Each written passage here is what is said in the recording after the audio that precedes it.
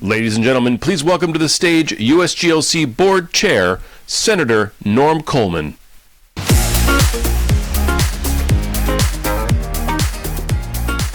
Thank you.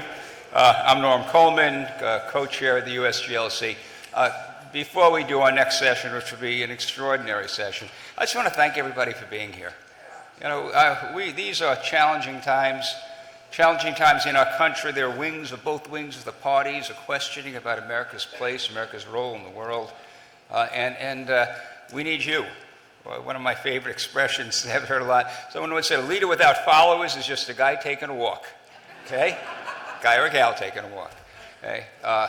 We have leaders, but they need folks out there who are in their communities, who are doing the things that need to be done to engage your friends, your neighbors, your relatives in the conversation about why this is so important for us, for our kids, for our grandkids, for everybody. And so I just want to say thank you.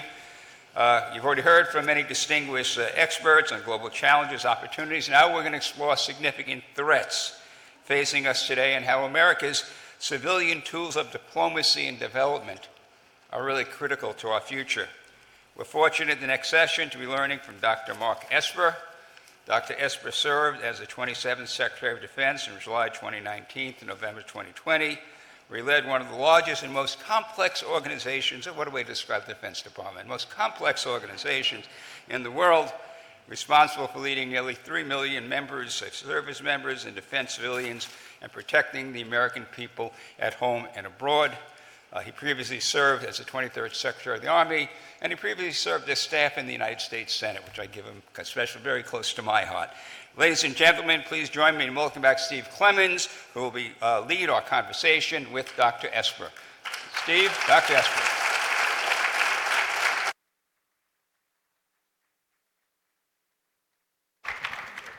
Thank you, Norm.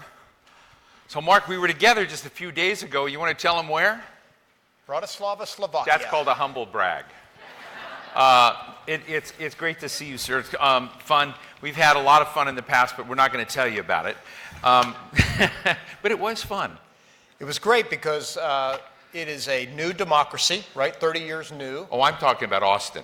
Oh, Austin, Texas. Okay. Well, what happens in Austin stays in Austin. Go ahead and finish about Slovakia. Frontline state, really critical to the war effort with regard to Ukraine. They really understand what's at stake. So a very essential country, and it's interesting when you get different perspectives from throughout Europe. I was in Stockholm and Helsinki the week prior. Similar but different perspective from there as well, but all are concerned about what's happening with Russia in Ukraine and what it means for the global environment that we live in today. Well, look, today, we started off a conversation. I was in a conversation earlier where I had Alison Albright, we had a senior official from the Treasury Department, and we had a discussion, and I asked him, we were basically talking about America's place in the world, America's role in the world, and how others view America in the world. And I said, look, the thing I always hear from American officials is, America's strong in the world and we're engaged, and so it's the confident posture. And I said, but should we have a concern posture? Are we doubted? Is the world wobbly? Are we making mistakes? And I'm just interested, given the talk I heard you give the other night, are you concerned that we're not squaring the equation as well as we should, given America's place in the world? Yes, I am. I was in Bratislava. We were there for an international conference called GlobeSec, Global Security. And I did the kickoff panel. It was me and a moderator. And the first question she asked is, why should the United States, why should we believe you are the indispensable leader? How can we trust America to lead? And it's a tough question to ask, to answer, when I believe in my heart of hearts that we are the indispensable leader. And I say that with humility, but I've seen enough things happen during my lifetime that when we don't lead, bad things happen. Others fill the vacuum. States like Russia and China, autocracies, will step in and do things that are contrary to our values, which I think it's why it's so important for us to lead. And I say this with this coalition because it's not just in the military space, but it's diplomacy, it's foreign aid, it's foreign assistance, all those things that constitutes a leader's true power, the breadth of their power and what countries are looking for when we talk about leadership. When I think we first encountered each other, you were legislative director for Senator Chuck Hagel. I have that right? You were alleged Long time director for ago. Chuck Hagel a long time ago. Next time I turned around, you were Donald Trump's defense secretary, and I'm like, whoa, that's a jump. Well, I was actually on the Senate Foreign Relations Committee with Joe Biden and Jesse Helms for a while too. So Yeah, so all of that. But I raise this in a question that Chuck Hagel, many of the leaders you work for, looked at America's place in the world is defined not just by defense, not just by national security investments, not by the sprawl of bases and intelligence capacity that America has, but by other factors like diplomacy, by the private sector. And I'd love you to talk to our audience because we have so many people engaged in the question, the defining and sculpting America's place in the world, and they're not government officials. Many of them are in the private sector. How did diplomacy in the private sector fit into that equation? yeah, it's very interesting. So you take different experiences from your career, and when I was with Chuck Hagel, he was on the Senate Foreign Relations Committee, and I eventually worked there. One of the things you come to understand is that the State Department leads our foreign policy. Sure, it's crafted by the president. He sets the broad themes and directions, but it's the State Department that really drives foreign policy. And it's DOD's role to buttress that where needed with military support and capability, right? And that's how I saw my role as Secretary of Defense is, what do I need to do to make our diplomacy as effective as possible? Now, fast forward a little bit. I later worked for Senator Bill Frist, who really understood all the soft aspects of power. And so I would travel with him to Darfur, to other parts of Sudan, places like that, where you could see, and we would, we were there after the tsunami hit in Sri Lanka, and you could see the important work of organizations like USAID and what it meant to people on the ground to receive packages, whether it's food or other type of material aid with the American flag emblazoned on the side. And that is another form of soft power that we need to continue to fund and support because that resonates around the world. Bill Frist used to argue that if we could do one thing, and we actually proposed legislation, would be medical diplomacy. How do you help people just take care of their children, their basic needs, keep people they had that healthy? ship, the Hope ship that used to go around the world, right? Look, we had the hospital ships from the U.S. military that I constantly send out down to Latin America, back up, and other places around the world. That type of diplomacy lasts for a lifetime. People remember when the Americans came and helped, when they took care of my young kid who was sick or grandma who wasn't doing well. That stuff resonates for decades.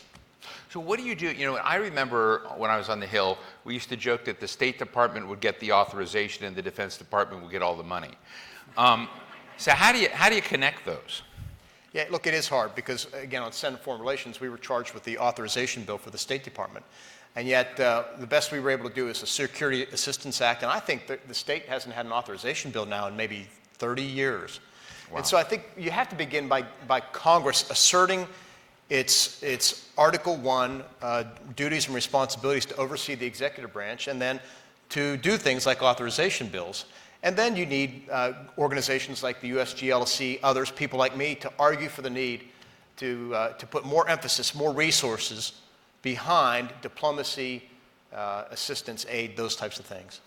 When you were Secretary of Defense, how hard was it within your administration to make the case for American engagement in the world? Look, it was challenging because the White House often was calling for retrenchment. And kind of get in it at that. Yeah, a little bit. So, Secretary Pompeo believed in engagement. My colleague, I did, of course. I was very pro-NATO. I lived in Europe for 3 years. I served in NATO. So we were always going out. I was always going out talking about the need for America to engage and to grow allies and partners. That was one of the pillars of DOD's national defense strategies. How do you strengthen allies and grow partners? And we put a lot of effort into that because, look, Winston Churchill's famous saying, and it's the lead line in a chapter in my memoir, that the only thing worse than going to war with allies is going to war without allies. And because it's complicated, it's messy. But the strength of what we had, if you look at how the world lines up today, Russia and China, between them, have like 5 or 6 allies: Mali, Nicaragua, Sudan, Iran. And if that's the team you want, go for that team. But I like Europe, Japan, Korea, Australia, the Philippines. We can talk about parts of Africa, parts of South America. We have a great list of allies, for the most part, like-minded democracies who see the world we do. And most importantly, and I argued at this during my nomination, we have to lead with our values, and we need other countries that lead with our values as well, because now in this era where we are defending democracy and liberty and freedom and human rights and all those things that we cherish, but sometimes take for granted. Do you think, and I'm going to try to get this out right, but when we were in Bratislava, you can feel palpably the enthusiasm for America's presence in Eastern Europe and its aid for Ukraine. There is doubt that lies beneath the surface on how long this might go. But I think you heard me ask at one of these things, is it a danger that before the Russian invasion of Ukraine, you didn't have that same camaraderie? You had a kind of deterioration, if you will, within what NATO was about. You had Macron saying NATO was brain dead. And it took this exogenous shock of this invasion for everybody to remember why the transatlantic relationship and these NATO alliances, the alliances with other like-minded partners like Japan and Korea, was so important. Yeah. If we have a threat-driven rationale for the strength of our alliances, is that a dangerous thing? In some ways it is, because at times the threat recedes. I was stationed in Europe in '92 when, well, of course, the Soviet Union fell apart the year before, but we all breathed this heavy sigh of relief. We cut defense 45%. And we thought, history had ended, right? Remember the famous treatise by Francis Fukuyama, history had ended.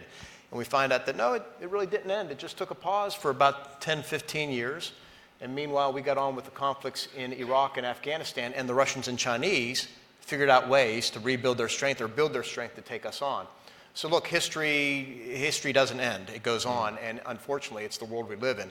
And so there is a danger if you just think about it threat-based. You've got to think about, what do we need to defend? What are we defending? And you have to make a commitment to do that. Again, across all your elements of national power, diplomacy, information, the military, technology these days, are all critical to sustaining that power and defending the democracies of the world and what we believe in. Who's coming up after us is Oksana Markarova, Ukraine's ambassador to the U.S., and I interviewed her recently, and we were talking about, she used to be Minister of Finance of Ukraine. She's, really fascinating. You tell her to take her ambassador hat off and, be Minister of Finance, and she's extraordinary in talking about economic issues, fiscal policy, et cetera.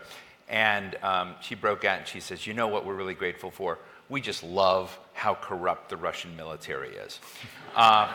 And I got there and I kind of raise it because, it does raise this interesting question, which so many people are interested in. It's about American resolve in Ukraine. I just asked Norm Coleman, what zinger question would he ask you? And he said, I would ask, Mark, if political will here were to fail in the support, in American engagement in Ukraine, in what many people have called a defining measure of America's place in democracy, what happens? Yeah, the top concern in Europe is how long will America's support last? Right. Because they see what's happening in our political environment, and they watch our politics as closely as we do, if not more closely than we do. And so I got 1,000 questions on what's happening in the Republican Party, my party, what's going on, how will it play out, will America support, not support Ukraine? And look, I had to be honest with them that support is still there among leadership in both parties, but it is weakening in the GOP, my party. It's less than 50%. And what happens with that support will depend on what happens with the Ukrainian offensive, counteroffensive coming up. And so if it's very successful, I think I hope it'll pick back up. But if not, there's going to be an inclination among leaders to kind of chase those numbers in some ways.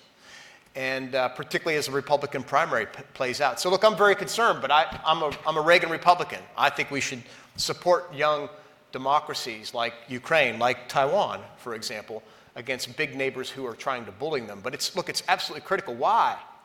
Why? Because if America's support withers, then I'm afraid that the whole enterprise, not just NATO, but the global enterprise to support Ukraine starts collapsing as well. And we'll leave them out there. Because look, as much as the world supports Ukraine, there's really only about a handful of countries who are really providing material support. In fact, I've said to our European colleagues, you guys got to pick up your game. You're not doing enough. There's 5 or 6 or 7 of them that are really contributing, in some cases more of their GDP than we are, but not enough. We need all 31 NATO allies to do more. And that'll help rebut arguments here in the United States that our allies aren't pulling their fair weight. Well, the other thing that's percolating over there is this fear that the White House is guiding this perhaps towards a frozen conflict. And every leader I talked to over there said a frozen conflict is a victory for Putin. That's right. What do you think? I agree. Look, I've applauded the administration for doing a good job bringing the allies together, unifying us on financial, economic, diplomatic sanctions, and even providing material support. But I think we've been really lagging. We have been insufficient in terms of providing the Ukrainians what they need when they need it. So think, HIMARS, Patriots, Abrams tanks, F-16s, even go back and talk Stingers. We've been behind. And if the Ukrainians had what they had asked for last fall, they'd be going into this counteroffensive with the tanks they need and the F-16s they need to really prosecute it as effectively as possible. It does feel like, in some ways, that we've given them just enough not to lose, but not enough to win. And a lot of that is because we're afraid of Putin and we're being self-deterred. And a frozen conflict is a victory for Putin because that will encourage others to just kind of bite something off, take it, and sit and hold. We already have frozen conflicts in Georgia, Moldova, you could argue Nagorno-Karabakh and other places. So we don't need another one. And look, Putin is he's going to use a frozen conflict for time to rebuild his military, refit his forces, and pick up the game again and fight once and bring the fight back. Now, beneath the friendship without limits between Xi Jinping and Vladimir Putin is a lot of seething dislike for each other. And I have been fascinated by this question of whether China is simply applauding, Russia being engrossed in Ukraine, America essentially engaged in a proxy conflict, and China just saying, world looks good. Its two principal geostrategic, troublesome spots are distracted, spending a lot of resources there, while China rises. Do I have that picture wrong? It's not a friendship based on love. It's a practical relationship between the two, and Russia has clearly become the vassal state to China at this point. Look, first of all, they share a very long border, I think a couple thousand miles. And so China is always conscious of what's happening on its borders. But keep in mind, too, that China is a net energy importer, and Russia is a net exporter. Right. Russia also has advanced technologies that China needs for its military. And so there's those dynamics as well. Plus, Putin is keeping the West distracted in Europe at his own loss. On the other hand, Xi Jinping can't afford for Russia to lose. He needs him in that partner role, that junior partner role. So he's going to do whatever he can to prop them up, which is why in this case, I think the Biden administration made some clever use of strategic release of classified information a few months ago when they said China's considering providing lethal aid and other aid to the Russians. I think that backed the Chinese off. And I think it was a very good strategic use of it. Because otherwise, if China gets into the game providing Russia with military aid, it'll be a game changer against Ukraine. And we have to avoid that. Do you worry, if you were Secretary of Defense today, about the Chinese footprint elsewhere in the world? We've been talking a lot about Africa, Latin America, the global South in general. And I guess this big question is America playing catch up to do and sort of remind the world why it's important? Your former colleague H.R. McMaster says America is really good at strategic narcissism, and we're not necessarily deployed in the places that we need to be out there in the world, and China's cleaning up. So, what's your view of China's footprint? Yes, I am concerned. They've had for a few years now their first foreign base in Djibouti, but the Belt and Road Initiative is about building those strategic relationships around the world, connecting their energy supplies from the Middle East and elsewhere, strategic minerals such as nickel, lithium, et cetera, from Africa, all those things they need to sustain their economy and to build it and build their military. And so they're looking at key ports and airports. We were very conscious of a base, a naval port they were trying to build on the west coast of Africa. Obviously, it's been in the news about them trying to build a port capability in the UAE. They have one up in Brussels, I think, that concerns us. So look, they're very clever, but they make good use of money. Their money goes a long way. And in many of these countries, there's either corruption, or they have heavy debt. And so China brings in money, says we'll do these things, and it looks good in the short term, but it gets into this larger issue of debt diplomacy where they end up holding these countries hostage. So this is another area where U.S. non-military support, financial assistance, other assistance, economic help can go a long way. in terms of growing back those relationships and keeping the Chinese at bay. Now, a lot of us, I don't know if you agree, that have been surprised at how much continuity there's been between the Trump administration and the Biden administration, southern border, China sanctions, various things of this sort. Well, they may not claim that. Yeah. Well, I mean, just sort of take back. How much continuity do you think there would be between the Biden administration and the Trump administration if it were to come back? Boy, that's hard. I don't want to imagine those things, Steve.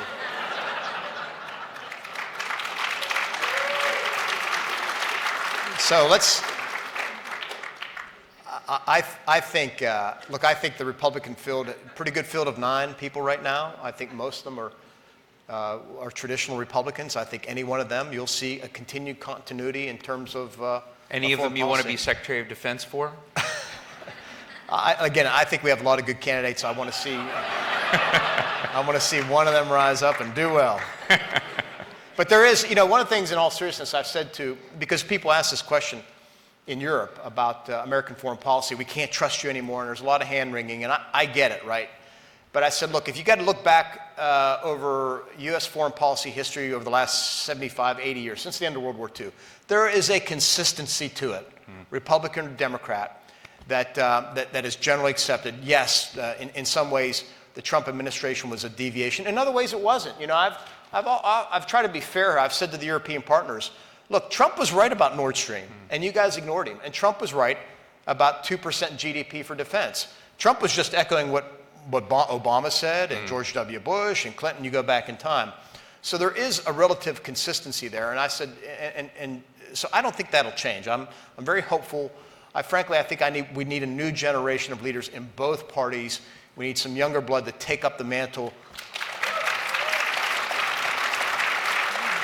We need young blood to take up that mantle of leadership and carry us forward into this new era. Mark, you used to be up on the Hill. These folks are going up on the Hill, I think, tomorrow. And are you going up tomorrow? Is that right? So they're going to be lobbying for stuff. And I ask this in a serious way because a lot of folks go up and they're trying to shape, to create bridges between these legislators and their staff people up on the Hill. Why American engagement, why American aid, which is, constantly pilloried, matters. Why Ukraine matters. I'm just interested in what counsel you would give them when they're having these conversations so that they can make tomorrow matter. Yeah, I think, the simple rule of thumb is you always have to talk to it in basic constituent terms. Kitchen table issues. Why does it mean something? Why should they be concerned? Why should their constituents be concerned? And the best example was the recent one of Russia's invasion of Ukraine. Russia invades Ukraine. We slap sanctions. We restrict energy supplies, and gallon of gas goes over $4, $5 in some places. So these issues eventually come back home. The invasion of people didn't know that Ukraine was a breadbasket of the world until Russia occupied 25% of it and stopped all supplies from leaving Ukraine, going through the Black Sea and out to the world. So look, we're a very interconnected world, and whatever happens there resonates here in one way, shape, or form. Maybe not everybody, but in certain communities, in certain industries, in certain type of goods we use and need. So it is an interconnected world. I think the world is a better place if we lead with American values and those basic human things that we value so much: liberty, freedom, basic principles of rights and speech and assembly, all those things. That's a better world. And then we can compete along the margins in the marketplace. Look, when you were secretary, and I was watching your readouts of the things you were telling us and then trying to figure out the things you weren't telling us, I saw you worried about Iran. I now wrote a book. You can pick up the book and get it all. A Sacred Oath, which you should all read. A Sacred Oath. It's an amazing, I think it's a very brave book in a very complex time. And for those of you who have served in public service, sometimes it's, fair weather and sometimes it's really rough weather. And Mark Esper did that in very rough weather. And, I think Sacred Oath is an amazing, amazing story of your journey. Thanks for that plug, Steve. What's that? Thanks for that plug. We're going to record it, put it on tape. Somebody's going to tweet that. But I want to ask you, I remember you were worried about Iran. You were worried about Venezuela. You're worried about, not President Trump, but you were worried about North Korea. You were worried about Pakistan, India. I was There are also lots- worried about my kids getting childcare and my spouse is getting employed. And, Yeah. and how do I keep my force healthy in the middle of a pandemic? Yeah, all Right, those yeah. things, right? All of those national security, climate change. And so I'm just interested in how do you get all of us in the media, in the public policy space, to remember that there are other pots on the stove that have to be tended and dealt with. That it's not, we have the ambassador of Ukraine coming up, and that's very important. There's a lot of other stuff going on in the world that needs to be. I feel like we're driven by fads. Yeah, and I'm wondering if you have that sense. No, absolutely. I got asked this question today. I was on the TV doing an interview, like, what are we missing? And I said, there's been no discussion, no talk about what's happening in Iran these days, right? Oh. Iran's still on the march to wanting to acquire a nuclear weapon. They have now become the largest arms exporter to Russia. They still, a lot of bad behavior throughout the Middle East, but it's off our radar screen. North Korea, off our radar screen, but yet they've done more missile tests this year than any other time in a period of years. So those are big issues that are out there, and that's just that's the hard military type of stuff. We could talk about, famine, food insecurity, things like that. You mentioned climate change, and then we have a lot of issues going on here at home that need to be addressed for sure too. If President Biden called you and asked for your advice on how to be strategically bold, what would you tell him? I would say stop being self-deterred with regard to Putin. I think Putin is more bluster than he is anything else. Number two is I do think in terms of reinforcing our military presence in the Indo-Pacific, I think we can go we need to do more on the economic front. Trade and treaties, investment treaties, tax treaties with all of our allies out there in the Indo-Pacific to bind them up. They are really concerned about what's happening in the Indo-Pacific and China. There's a lot of bullying going on, a coercion that Beijing is exercising against them, and we need to really reassure them that we'll be there, we'll help defend, again, this global interconnected world of democracies that we live in. Ladies and gentlemen, let's thank former Secretary of Defense Mark Esper. Good, thank you. And read a sacred oath. Thank you very much. Thank you.